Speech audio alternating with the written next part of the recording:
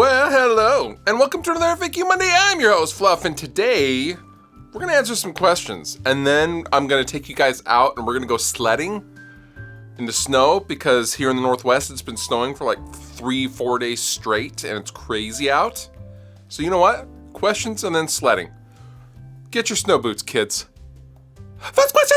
Back in 2015, you had never played a Bogner Amps. Has that changed now? Yes, that has changed, actually. I think it was NAMM 2017. I got to go to the Bogner booth before the show opened, and a friend of mine was there who was helping run the booth, Jim, and he let me basically plug into everything with no one around, by myself. I basically got my own private time with the Bogner NAMM booth, and Reinhold stopped by, and it was amazing. Now, I love the Bogner Amps.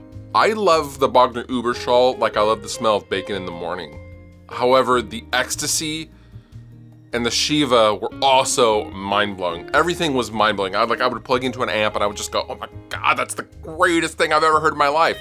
Plug into the next amp, oh my God, no, that's the greatest sound I've ever heard. You know what, it's one of those things where everything is just awesome. I've always backed Bogner stuff. I've always really wanted to get a Fish preamp as well, because being a Jerry Cantrell mega fanboy, I would always want to get the Alice in Chains live tone from like the facelift and Dirt days. But yeah, Bogner Amps, amazing. I would really actually love to get one. I might spring and just buy one of these days.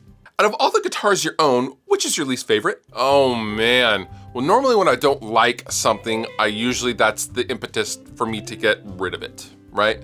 But there is one that does have sentimental value, but generally I never really meshed with the guitar that well, and that would be the Schecter SLS baritone, the black guitar with the Evertune on it that you guys saw for a long time on this channel. The reason why it got the Evertune is because it would never ever stay in tune. That guitar, you would tune it, and because the neck was longer than normal, it was a baritone scale, the neck would shift a lot, and the whole tuning would go up a half step or down a half step depending on how warm it was. It was unbelievably annoying. Now the Evertune got rid of that problem. However, the bridge never really fit right on the guitar, so the action at its lowest point, the action is really, really tall. I want to say high and tall at the same time. The action on the smaller strings, like the high E in particular, is really, really high. And I don't know, man. I don't use it anymore for a reason. I did a lot of work with it. It was a tool, but really nothing beyond that for me. So how was NAMM 2019? Did anything stand out from the crowd? Yeah, there were a few things that stood out for me at NAMM. This is gonna sound maybe like not a huge, amazing thing, but the Ernie Ball volume pedals with the built-in tuner, when you turn the volume down, I thought that was really, really amazing, and they worked really well, which is what I was using for my Ernie Ball performances. But I was using a bass tune to drop B, and it would grab that low B like nobody's business, which I was really happy about, because a lot of times the stock tuner algorithms aren't really equipped for the really low tunings, like a drop A and even lower. A lot of tuners struggle with that, and it was catching it all day long, which I was really happy about.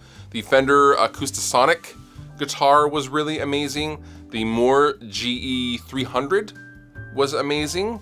The Taylor have a new line of guitars coming out that's like a more pre-World War II-ish, very warm, very Americana sounding guitar that I was really excited about. And the Fishman Fluence bass pickups were also awesome, and I loved a lot of the Ibanez stuff. Was really, really cool. There was a lot of good stuff. I was really happy to see Mike Fortin and doing, the Neural DSP stuff, and Ola and the Solar guitars were super sick. There was a lot of good stuff. Do you recommend a passive or active pickup for first-time pickup change? You know what, honestly, that depends on what is currently in your guitar. If your guitar comes stock with EMGs, try some Fishman Fluence. If your guitar comes with if it's an Ibanez and it comes with some DiMarzios, try some Seymour Duncans.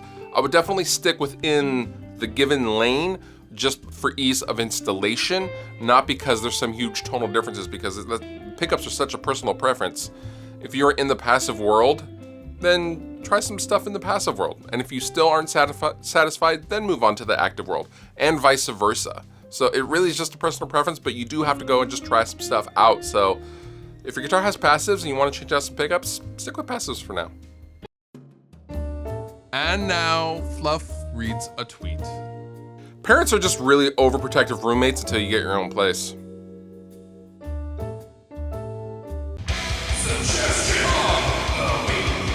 My suggestion to you this week is to check out HBO's True Detective Season 3.